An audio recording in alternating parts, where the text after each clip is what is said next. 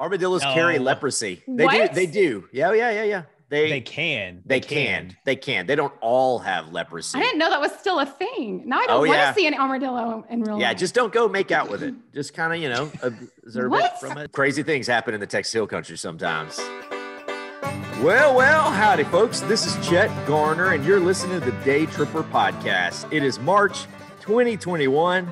As always, I'm joined by my illustrious co-host, Linsey Tutt. Hello. I thought you were going to say me. No, I switched it up I'm on the you. illustrious one. Come on. Okay. I'm okay with that. And the infamous Daniel Meese. Yeah. I was saving infamous for you. Okay. All right, y'all. Let's talk some Texas.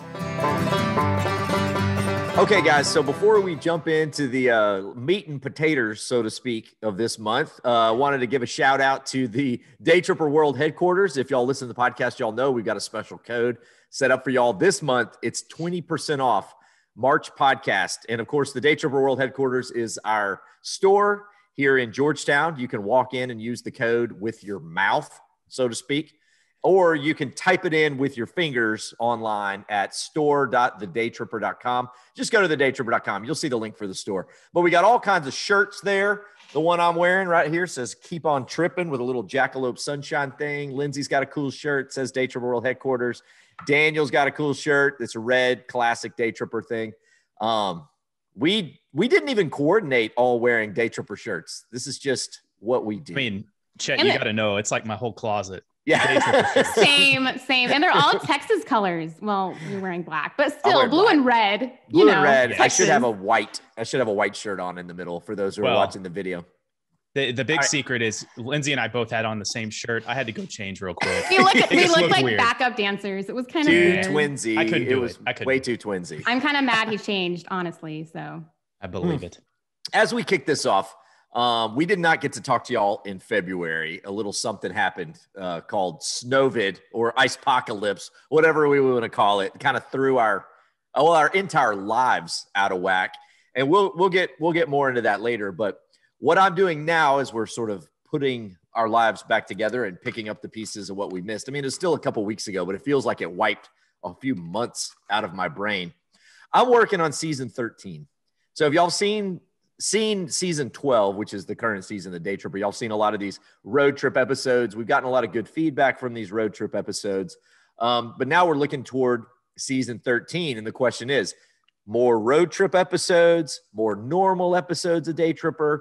More recently, I've been getting more requests for like getting back on the road like normal, but people have also said that they really like the road trip episodes.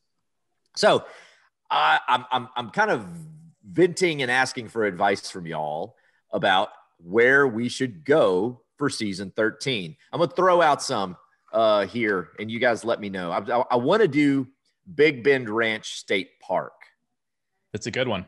Yeah. I mean, Big Bend National Park, of course, we've done. Big Bend Ranch State Park right next to it. It's a state park, but I've been told it's just as beautiful as Big Bend. Well, maybe not. Maybe it's like right down below. It doesn't have like the Chisos Mountains. But it still has mountains. I want to do a UT Austin episode, like go to campus. We talked about that. That would be fun. Climb the tower, go to the LBJ Presidential Library. There's some phenomenal. I don't want to climb it. Can I just take the elevator? Nope. You got to Spider-Man the outside. Oh, awesome. Spider-Man it. It's going to take a while. Spider-Man it. But I'm missing an outdoorsy thing in that. I know when I was at UT, like anything around campus, like we would go play disc golf in Peace Park, which I guess technically that is still something to do, but sounds a little underwhelming. Don't they have peacocks in that park? Isn't that the park with the peacocks? No. Never mind. No, like wild roaming peacocks? Yes, there's a park in Austin that has peacocks. Look it up. I promise you. There's wild peacocks in Austin. Yeah. What wild parakeets? No, not peacocks. Peacocks. Yeah. Peacocks. There used to be over off the far west, Cat Mountain. Yeah, there's peacocks out there. What? I've just seen them on the roof. This is going to have to be verified. On the this rooftops. is going to have to be Really? What? Yeah, on the rooftops? No, now you're just making stuff up. I know things, and there's a park. Oh, no. What is this? Oh, no. Scouts, is it 3 finger? Scouts Honor. Yeah, no, it's 3. It's 3. No, it's 3. Oh yeah. What are you, the Hunger Games? I know. Now it's Hunger Games or whatever. 3 fingers. 3 fingers Scouts up. honor. Scouts honor. Feels like Scouts we've been honor. through it, so that fits. Yeah. All right. So you guys say UT Austin. The question is like, do we combine UT Austin with like downtown Austin? Make it we've more done like downtown. Yeah, and UT's like its own we thing. did Capitol. We've done East Austin. We did the Capitol. We did the Capitol. Yeah. So I guess you could just call it the UT area, but like, who's going to want to watch it besides Longhorns? Oh, well, when people find out that they have a so they can brain hate exhibit, there is a brain I've heard about that. There's some like basement on UT's campus that's full of brains in like glass jars. Is that a place you want to go? Because honestly, I hear that and I'm like, peace out. I'm going to go find the peacocks. No, I'm down to see a weird thing of brains. There's also like a telescope observatory. There's a lot of secret things on UT's campus that could be pretty cool. That one will probably happen. Other ones that are up for debate. Elgin would be nice. So we do a little barbecue standoff between Southside and Myers. Although that used to be a big like feud. And if you ask people in Elgin which one they preferred, it was like, you were liable to cause a fight. I feel like with the growth of Southside, Myers has kind of become an afterthought a little bit. To an extent, I feel like a lot of the locals are going to say Myers, and a lot of people from out of town are going to say Southside. I think that comes down to sausage because they both have great sausage. Isn't it always? They have different ways. They have different ways of doing it. And the casing on them is different, and so that's the big argument there in Elgin. Okay. I could dig it. And so, there's some other things on here. Big Spring, Texarkana, Canadian, Comfort, maybe throwing out a viewer's choice episode because I think we've had a lot of fun on those.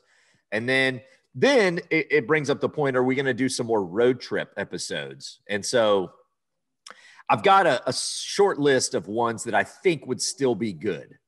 The road trip episodes, we had burgers, we did tacos, barbecue, but like, how far can you whittle it down before it's like, we're doing hot dogs or pastries, pigs in a blanket road trip. Like, wow. Like at some point it just kind of peters out. We joked about doing a chicken fried steak and we were like, that's going to be the most monotone, golden, crispy looking episp ever. They can be different tastes, but they all look the same. They all, right. Cream gravy, sort of beige mashed potatoes, crisp French fries at some places. Switch it up and do some queso on top. Yeah. Oh, yeah. There you go. That's the one variation. That's the one variant. But I did come up with one. A pizza road trip. I think we've eaten enough interesting pizza to make it happen. A national park road trip. Oh, yeah, that would be good. And we did the state park. We've done a state park, the national parks, and you could include both Big Bend, Guadalupe Mountains, but then the historic sites, San Antonio Missions, LBJ Ranch. What's the new one we haven't been to? Well, there's no national parks that we haven't been to, but there are national historic sites that we have yet to go to that are run by the National Park Service. So Big Thicket in Beaumont is a really great one. That's a national preserve, I think.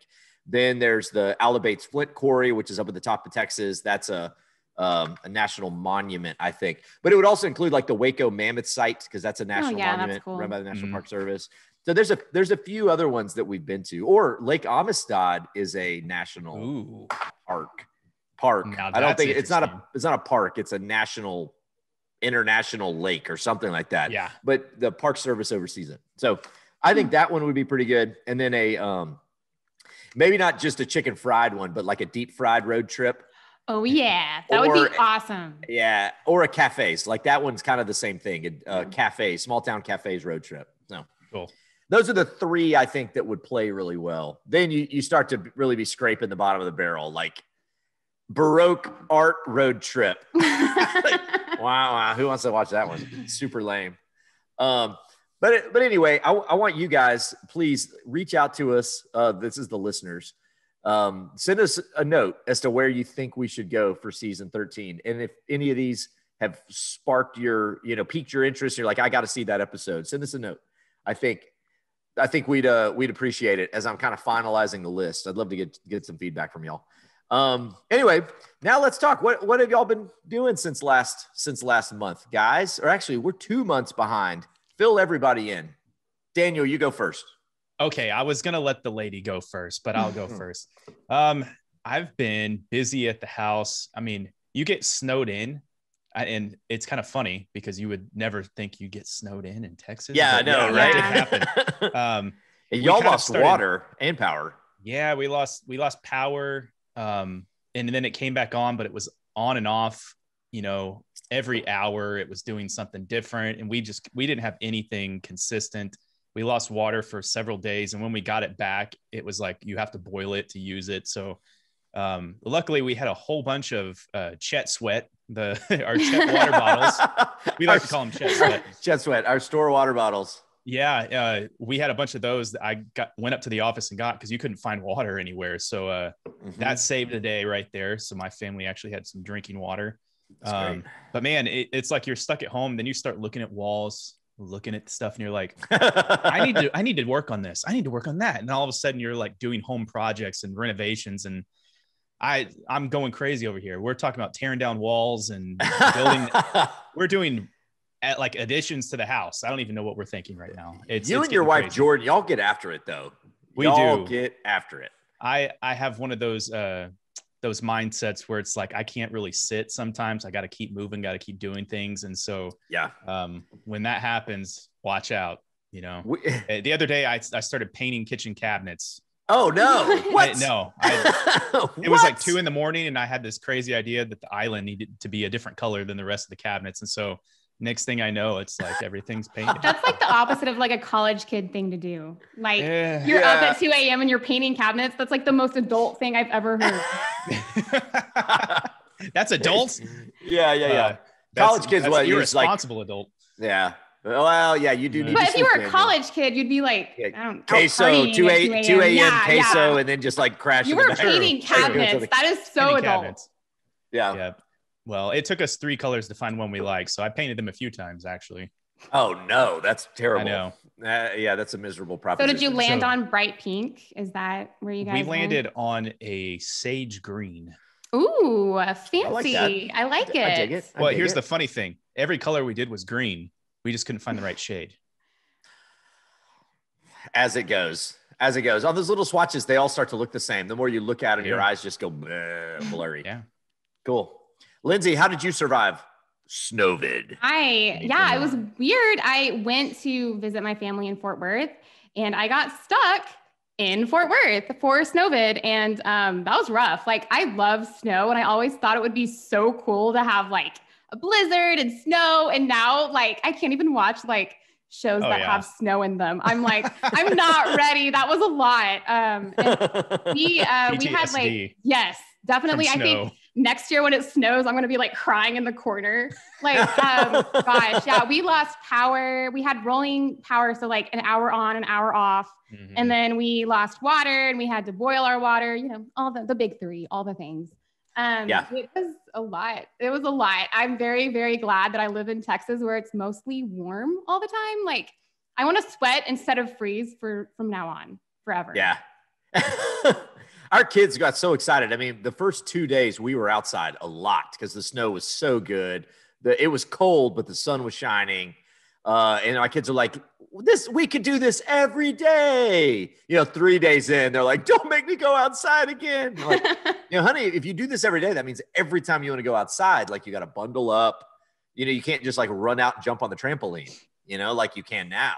And so I think the lure to move to Colorado wore off fast, Oh, completely. Oh yeah, for sure. We actually took a pot of boiling hot water when it was at its coldest, threw it in the air, vapor.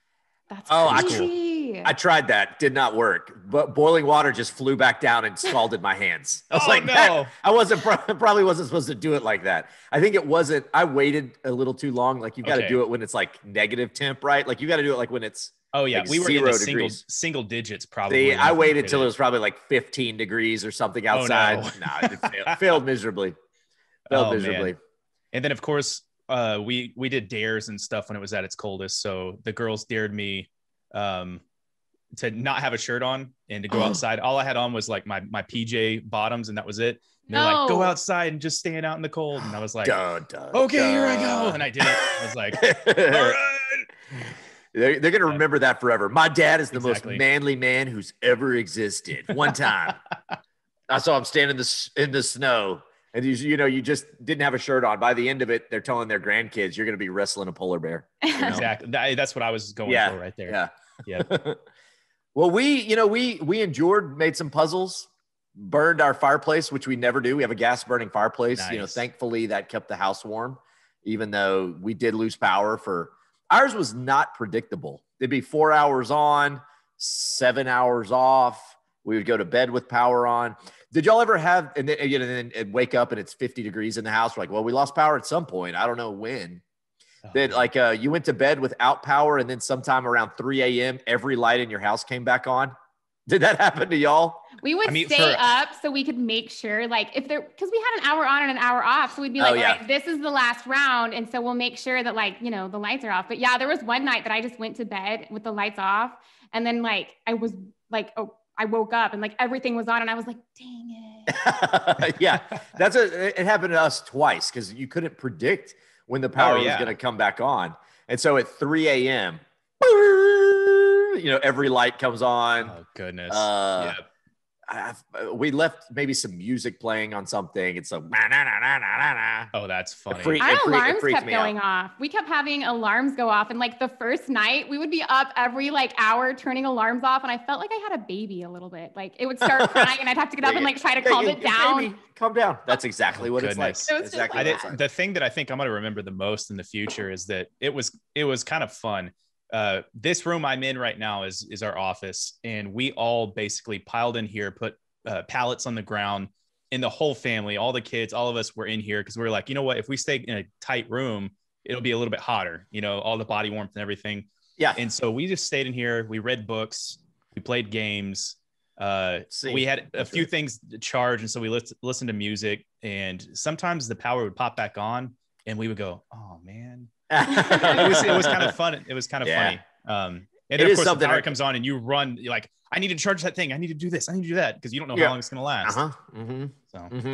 There were some very sweet times. I know there's a lot of people really struggling in Texas. Absolutely. But there were some silver linings for our family, at least, kind of having that time together at home. Did a lot of time sledding. We have a little hill behind our house. It was super fun. All right, guys. So let's move on to Meanwhile in Texas. While you've been listening to this podcast, lots of stuff's been going on in the Lone Star State. This is Meanwhile in Texas.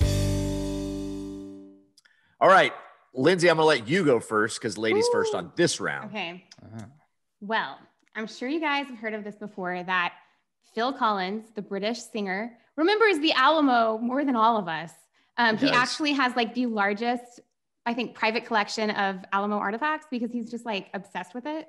Well, in 2014, he donated it to the Texas General Land Office.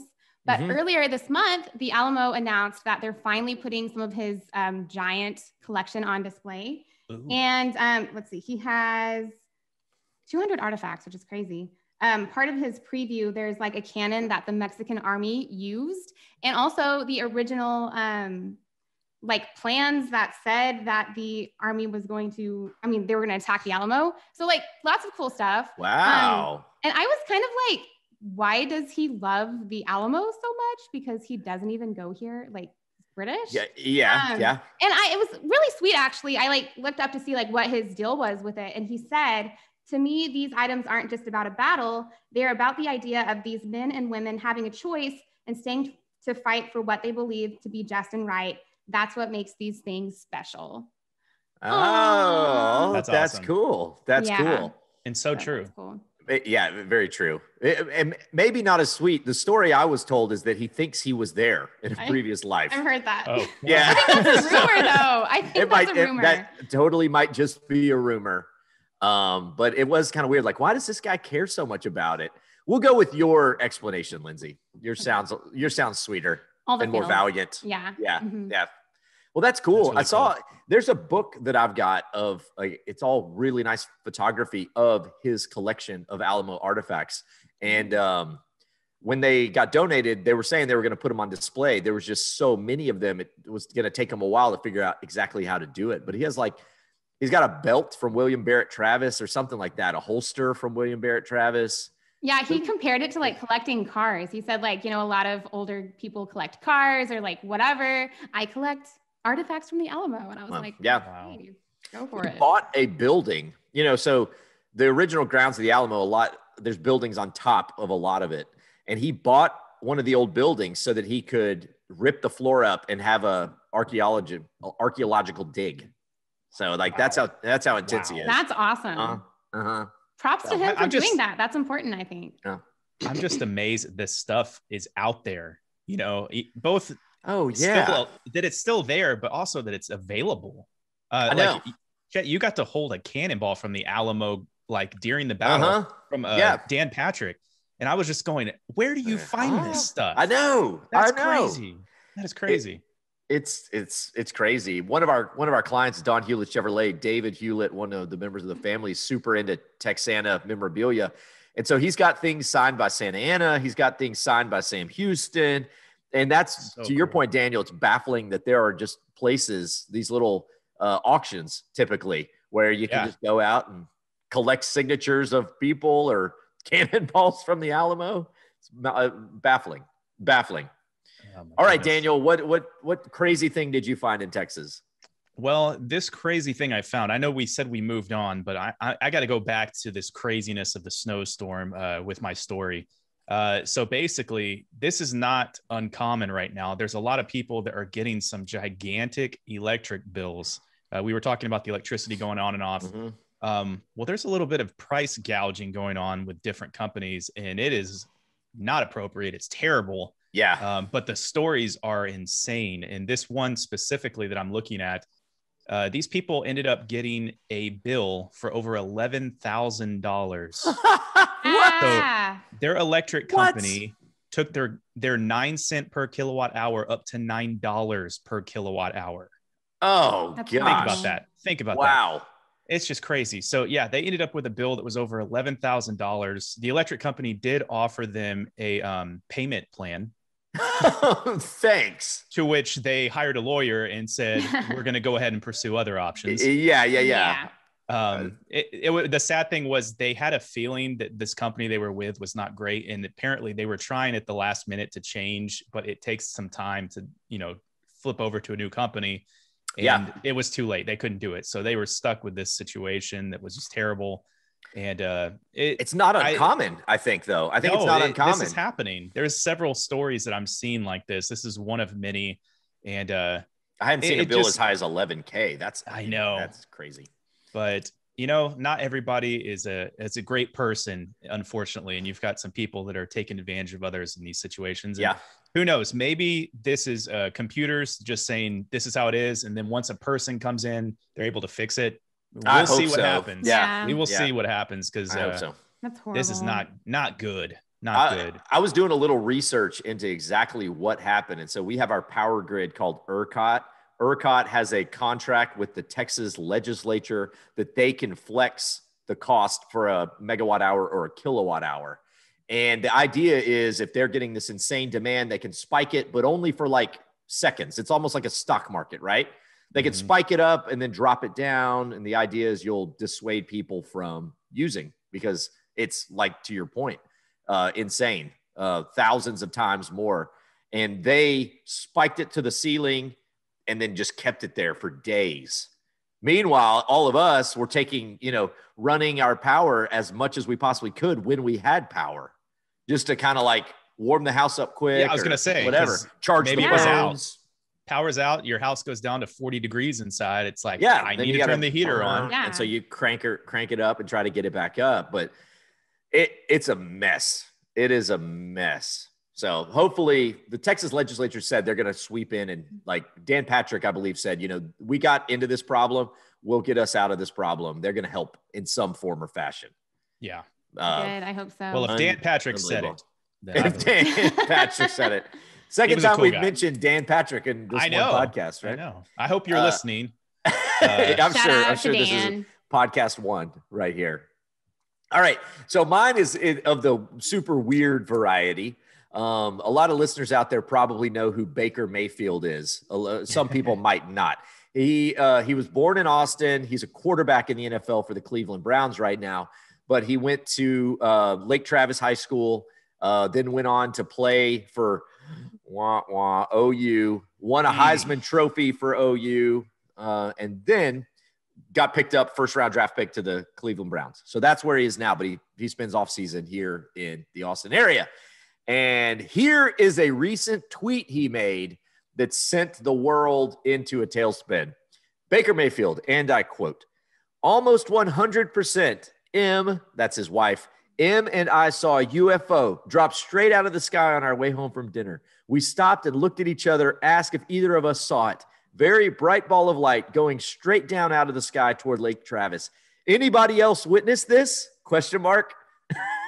So, did you witness it? Oh, no. Lindsay's doing the live long and prosper. The truth is out there. I'm just going to say the truth is out there. I thought you were raising your hand. Well, so this obviously there are people all the time who swear they saw UFOs. It's just very rarely a top billing franchise quarterback from the NFL. But if he was willing to put his name on it, I think he saw something. And it might have been chemically induced, whatever where he was going. He was on Lake Travis. Could have been. But of course, all the sportscasters have been dogging on him. People on the internet have been dogging on him.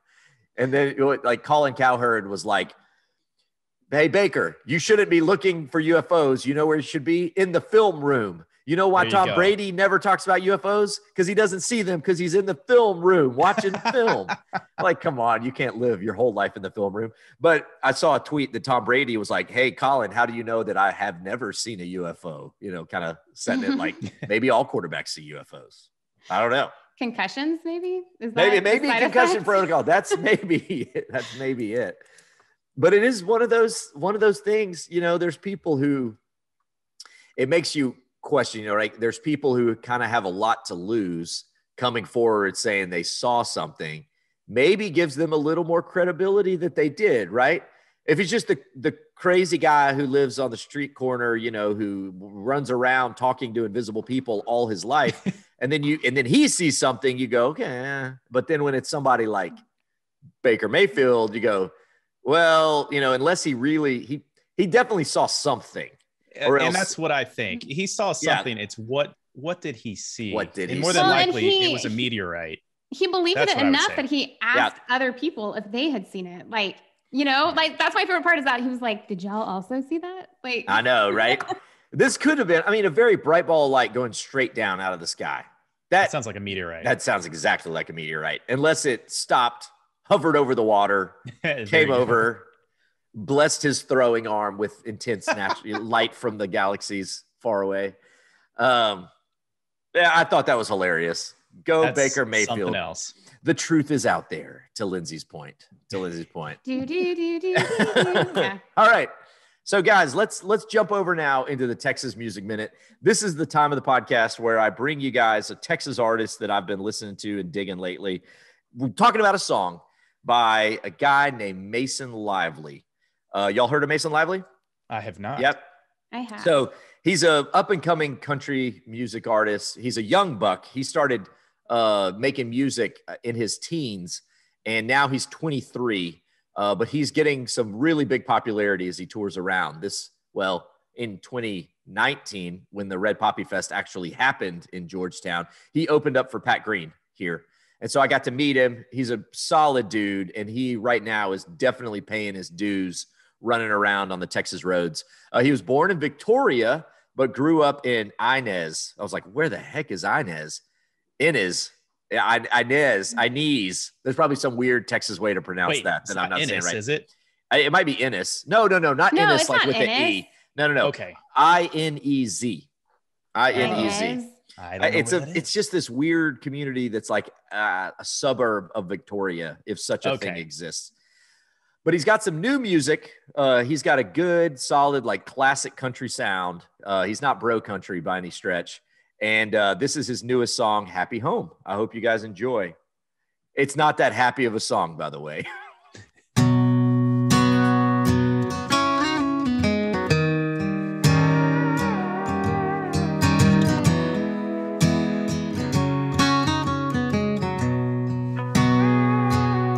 Silence is everything, and it's speaking loud and clear. It's pulling all my fears from the dark into the light. Your bags are by the doorway, and you're standing there looking for a second chance that you could get to me, but I'm only wasting your time. Darling, I know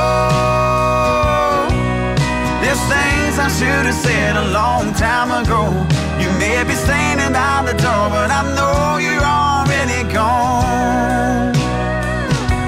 So go on, turn my heart to stone. Walk away with everything that made this house a happy home.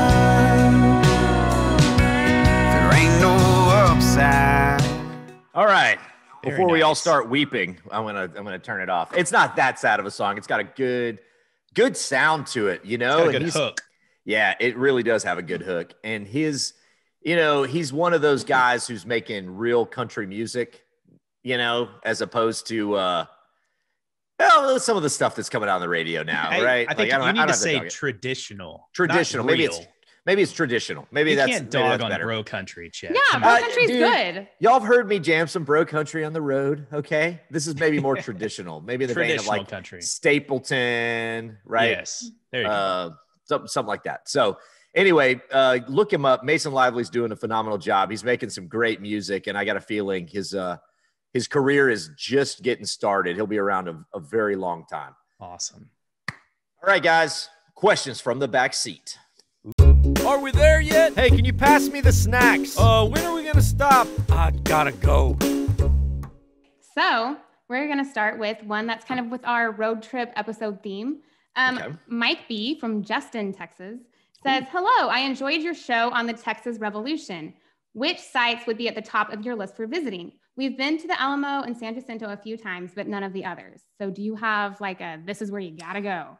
Oh, yeah. I mean, to rank them in order, like Alamo and San Jacinto are probably tied for number one. I mean, you got to start there, and then right below is Goliad.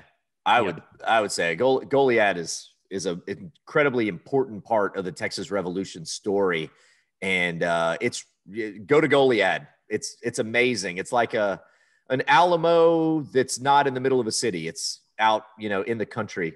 Spend the night there if you can. That was super creepy. Then underneath that, Gonzales, the Come and Take It Cannon. You got to go and see that. Then Washington on the Brazos. So those, and then, and now I've named all of them, but like, I would say, goodness. So below Gonzales, I'd say what's tied for the San Jacinto, Alamo, then right under that, Washington on the Brazos, Goliad. Those are right there. And then Gonzales is cool. It's got a great museum. But it's certainly not on the same level as the others. So that'll get you started right there. Anything to add, Daniel? That's pretty good. You nailed it. That's exactly the order I would say too. Yeah. Cool. Good question. I'm glad people are out tripping those sites. Yeah. So we have a question from an out-of-stater. Very exciting. Stacy M. And this is a real question that we got. I just want to wait, does it say what state? Yeah, what state? Yeah, I'm about to tell you. Okay. I'm from Ohio. I have been to Texas 3 times. I love Texas. I've got 2 trips planned this year. But my question is, where can I see an armadillo? They're out 100% there. 100% real question. Oh man. The truth is out there. Just drive any hill country town and I'll bet you $1 you see a dead armadillo. They're not very fast, unfortunately. They like to cross roads very slowly. Very slowly. Oh man, I mean, goodness, how do you guarantee where to see an armadillo? I'd say if you want like a hill country state park, let's just say Inks Lake State Park, and you start walking around dusk. So the armadillos are going to start eating about dusk. And they're going to start walking around. I was at my parents' place in Goldthwaite, just driving around over the, whatever it was, maybe New Year's break. And we saw 3 or 4 just kind of eating, but it was like about the golden hour, like about 5, they started out and coming out and munching. Other than that, they're going to be up at night. So I'd say Inks Lake State Park or any of the hill country state parks, and ask the park ranger where your best shot is to see an armadillo, and they can give you better advice that's like catered to that place. But they're all over the hill country, all over.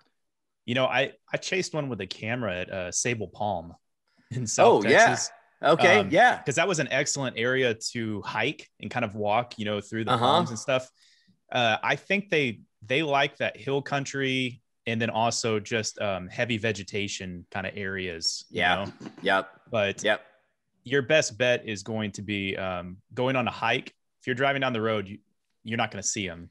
Yeah. Unless they're not moving, unfortunately. Right. Yeah. I don't think I've ever seen a live armadillo in real life. Like, could they not just have them at zoos, or like, could there be like a Texas petting zoo, you know, as a non-avid hiker that's not going to go hiking at night? I think there armadillos have Texas leprosy though, zoo. Right? Armadillos carry leprosy. They do. Yeah. They can. They don't all have leprosy. I didn't know that was still a thing. Now I don't want to see an armadillo in real life. Yeah, just don't go make out with it. Just kind of, you know, observe it from a distance. What are you? Okay. Hey, crazy things happen in the Texas Hill Country sometimes. I don't know what that means. All right. Moving on. Okay. Last question. Joanne W asks, where is the best place to eat Tex-Mex? Holy moly. Wide open question. You can say a restaurant or a place of like Texas, narrow it down a region to a city of Texas. On that one. Or a yeah, region. You really got to narrow it down to the city. Gosh, if I were going to say like, okay, if we were going to do like a top like they'd make the barbecue list, right? If we were going to make a Tex-Mex list, but I'm not going to say like what's the best Tex-Mex, but like the iconic institutional Tex-Mex. Like if you're in San Antonio, you got to go to Mi Tierra. And there's a lot of people that dog Mi Tierra as like a tourist place, but nonetheless, it's delicious food. And I think you got to go. You just have to go there. If you're in Houston, you got to go to the original Ninfas. That one is absolutely phenomenal. In Austin, I don't know, maybe Matt's Rancho. When you say like, that's kind of that institutional Tex-Mex. Up in was it Fort Worth? Joe T. Garcia. Oh, Joe T. Garcia's. Shout out. Joe T. Garcia's is awesome. There's a chain around Dallas. I think it's called El Gallo, right? Gallo. Right. That place is great. There's a few of those, which means the rooster. And then, you know, like, heck, you go to Arlington, Mariano's, they invented the frozen margarita machine. That was really darn classic Tex-Mex. But, you know, the thing is, do we know where this person's from? Are they from out of state? They didn't say. I mean, they could probably throw a rock from wherever they are and hit a good Tex-Mex place. More than likely. Very true. You want to talk about it's a chain, but it's really good, is Chewy's. Oh, I was going to say that. Yeah. Love the Chewy's. OG is in Austin. So go there. Yeah. I love Chewy's. So like, I don't know where this person's from. They may be from out of state and they're making a trip in, but like maybe so. The beauty of Tex-Mex is it is so just pervasive all over everywhere, or it permeates every small town. There's somebody who's making really good Tex-Mex typically. So now that's a I would tough say one. though, and Chet, you tell me what you think on this, but there is a certain line as you're traveling north where the quality of the Tex-Mex just kind of dissipates. False. Yes. I don't know where that is. I'm from DFW, so false. No. I think it includes DFW. Saying, okay, good. It does, DFW. but I'm saying at some point you get to a point where, you know, I've been out of state and I've traveled like far north. And what I'm saying is at some point you stop and you're like, this isn't Tex-Mex anymore. Yeah. I think as you move west toward El Paso, it starts turning into New Mexico, Mexican food, which is very heavy on the chili sauces and not necessarily the chili con carne, which is, You know, what makes Tex-Mex is chili con carne, the meat chili. And as you go toward El Paso, you get that pureed green chili or red chili kind of sauce. And it's delicious. It's just not Tex-Mex. But I think, Daniel, you're right. As you go into the Panhandle, it just becomes into really bad Tex-Mex. It just sort of like turns into just not so great at Tex-Mex. Yeah. Yep. Linsey, you spent some years in Abilene. I mean, would you say that Abilene has good Tex-Mex? Oh, yeah. Well, I don't think that's true because like that there's a line because kind of like what you said, Daniel, like you're going to find that hole in the wall place wherever you go. Now, maybe it means when you go more in the Panhandle or that area, you've got to find the more hole in the wall place, not like the chain, because that's going to be weird. But I mean, yeah, we had some great hole in the wall places in Abilene that we would go, you know, for Tex-Mex. I've just never eaten Tex-Mex in Abilene. It could have it. I know this. I've had some bad Tex-Mex in the Panhandle. Yes. Just some bad, poorly executed, like kind of tasted like somebody just like popped it out of a microwave, you know, something like that. Like, yeah, just, I mean, I was starving, so it tasted fine at the time. And I'd probably eaten my body's weight of chips and salsa before it. So I didn't mind that much. So, all right, cool. Those are great questions. Any more? That was 3, right? Yeah, that was it. Okay. Good. Yep. All right, guys. So now we're going to move on to something that not so much questions, more like just people who got to get something off their chest. Hey, Daytripper, I got a bone to pick with you. Oh my goodness, it's the Daytripper. We love your show. All right. So we're going to start with some love for the podcast. Actually, we had David G is a hardcore listener, and he's listening from Saudi Arabia. Actually, that's awesome. I think he must be a Texas transplant, and he's listening online. Pretty cool. He said, "I enjoy the show and the podcast. Honestly, I like the podcast because you guys have such chemistry that it's like you're sitting around the dorm room on a Monday night recalling the weekend." Nice. And he said, "Here's my 2 cents. Lots of Texas shows gab about the same things: barbecue, beer, live music, blue bonnets. You'll never run out of that material. But I would love to hear more of the stories that you've accumulated from so many miles out there in Texas land." Oh, okay. Okay. I like well, that. there's lots of those, but plenty unfortunately, I don't know that we can say all of them. No. Yeah. All of them. There was that time down in Laredo that we don't talk about. No, I'm just kidding. Yeah, no, that's actually good advice. Like Tales from the Road. Maybe that could be like a mid-month podcast or something where we kind of go back. We've been doing this so long. I've been feeling like I need to start not writing my memoir or something like that, but capturing some of the stories before my brain loses them, right? Like just sort of keep a little written scratch. Like that time when the lady told me the trail was going to be open and I hiked 3 miles to it and it was closed, you know, like, I don't know, just little stuff. That time that tarantula climbed into that time we killed a rat in our hotel room, you know. Ew, what? Oh yeah. Sometimes we got to stay in hole in the wall little locations.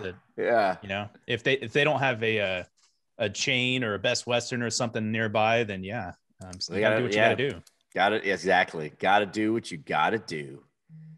We have a very angry one. And this one is censored. This one is censored, by the way. Oh, no. And it's specifically about the Big Bend National Park episode. You climbed on some rocks, and Michael S. has a lot of We've heard this before. All right. Go for it, Michael S. Hey, you beep. Just saw your foolish picture standing on top of a national treasure, all caps, in Big Bend. Not only is standing on top of balanced rock illegal, but false. Frankly, it's not. Stupid and dangerous. What if you destroyed this feature? Would you even give a beep? Big Bend lover, Michael S. Big Bend lover. Where did that come through? Do some research. Yeah, I know.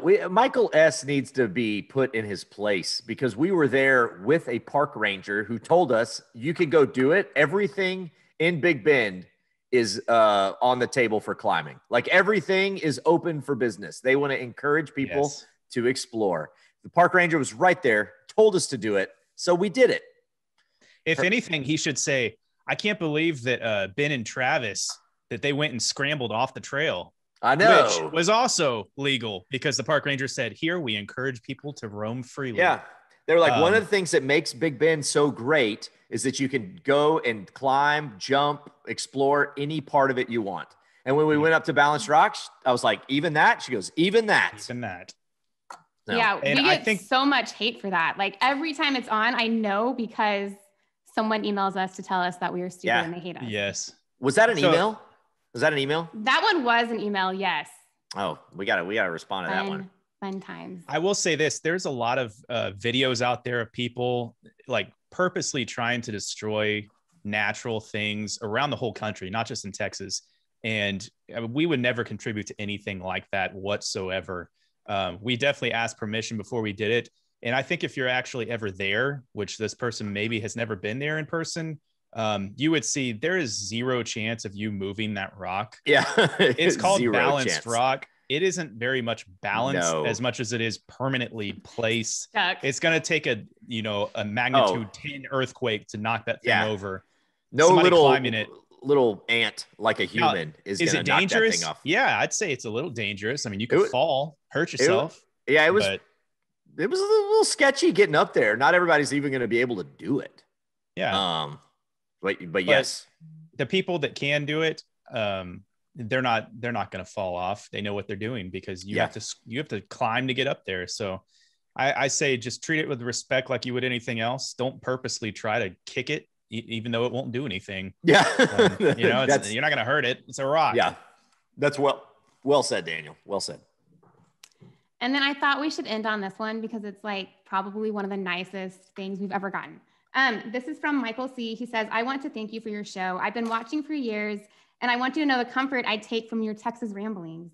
My wife died before your show aired. She was a profound lover of Texas. She wanted to read every historical marker in the state. Even though I'm from Louisiana, I shared her love for Texas, especially the Hill Country and West Texas.